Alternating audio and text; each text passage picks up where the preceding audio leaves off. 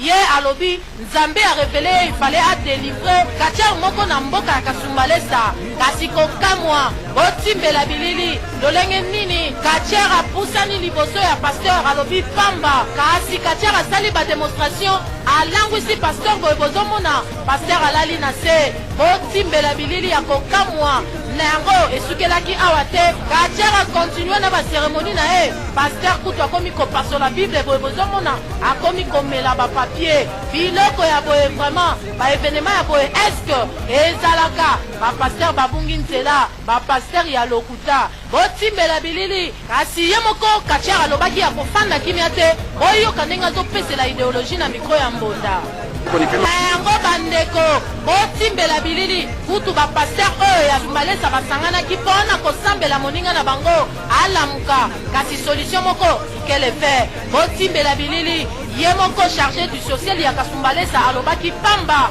abondeli katia mpona alamusa soi-disant pasteur oyo botimbela ndenge akomi kolamusa ye na bacérémonie kutu esukelaki awa te apesi ye molangi moko ya masanga boye bozomona ameli pasteur kwiti kadavere pasteur atelemi botimbela ba événement ya boye vraiment ba pasteur bino ya lokuta soki nano koki te soki mpiaka mpona kolukisa chweke keba kosakana na liloba ya Nzambe mpona bakatia bango mpe batelemi mambo ingine antuka tuanze kujionesha hapo tunapotea sana tuna zaidi bapasteri wa mingi ni bapano indicateur tunawa banduku pano indicateur inaoneshaka se misa yele pale me aingi yake mumisa jole tukuna bapasteri wa mingi nabo banakuwa bapano indicateur abengi yake mumisa bana mumisa mebeko inje bana indika se misa yele pale sasa mshiwaja sema benediction ya Mungu ina difficile. Écoutez-moi bien. Est-ce que vous êtes avec moi sur le balcon?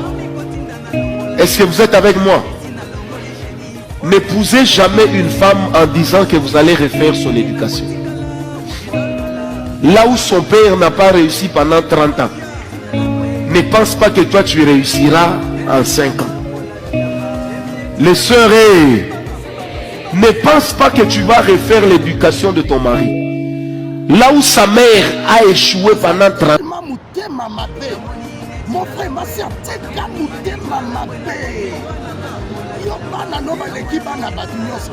Yo ndo sombaka bilamba koleta batu. Yo ndo saka makambo l'équipe batu nyoso. Ezalaka basse. Soko moni mutu aza mutema mabe. Bato bwe barumelaka te.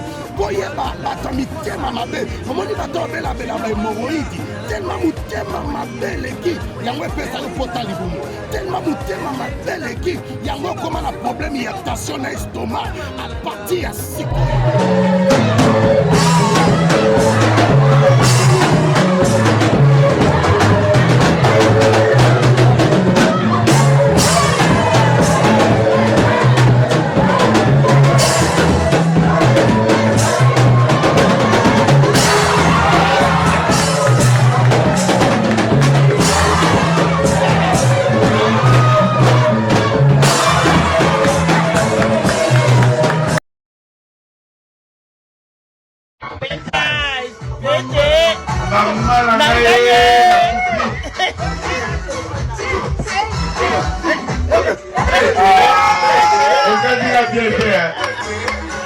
Yoga, Canal.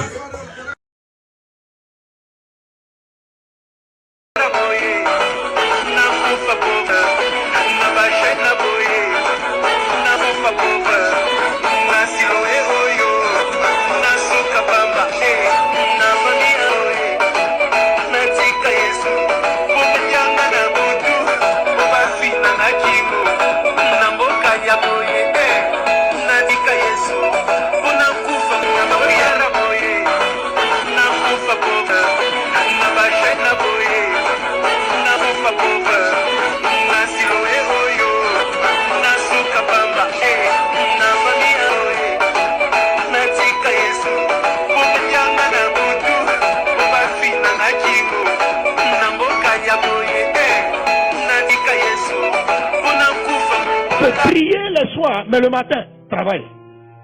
Lève-toi, avance. Avance. Continue de vivre. Continue d'être joyeux. Continue de travailler. Continue. Tu dois avancer. Tu dois arrêter de pleurer. Tu dois faire quelque chose. Tu dois avancer. Tu dois arrêter de te lamenter. Moïse a avancé malgré la soif. Moïse avait soif, comme tout le monde. Mais il marchait dans le désert. Tu dois marcher. Si tu dois marcher, le monsieur qui va dire, ou lui, ou meilleur. J'aimerais déclarer sur quelqu'un qui est en train de me suivre. Quand tu es en train de se poser des questions, tu te dis, Seigneur, pourquoi cela est en train de m'arriver? Pourquoi des choses et les malheurs sont en train d'atteindre seulement ma vie? Laisse-moi te dire que Dieu te connaît. Et il est en train de créer une histoire avec toi. Dieu est en train de préparer de bonnes choses pour toi. J'aimerais déclarer sur la vie de quelqu'un qui est en train de m'écouter aujourd'hui. Il y a une raison pour ton existence. Il y a une raison pour ton existence. Tu es né pour vaincre. Tu es né pour faire de grandes choses. Tu ne peux Ninga. Omika yakana. Kana za ya papa na yule. Ah tima, kwa zomwa kenda mbao, ya kitongo, obandi na ti. Yo mutoteli bango mapa mateka lokwa boy. Batina bango tikele ki bakongole loko meri lokeza kimi dikepo to mela wapi, mela wapi. Etinga yo. Lokosa. Na teli bana mili kitila tia msu na sachet na komena na dongo na tongo na kangi lokwa ngo na mitekeli. Yo. Ne cherche pas qui est la cause de ton malheur. Ne cherche pas qui t'a fait quoi. Ne cherche pas qui a critiqué où. Celui qui veut tout savoir risque d'écouter ce qui va le détruire. Des fois, il faut apprendre à boucher les oreilles. Pendant ce moment-là, ne cherche pas à savoir qui est celui qui est avec moi, qui est celui qui m'a abandonné, qui est l'ami qui ne m'appelle plus, qui est celui qui ne vient plus voir mes enfants. Tu n'as pas besoin de ça. Focalise-toi sur les promesses. Focalise-toi.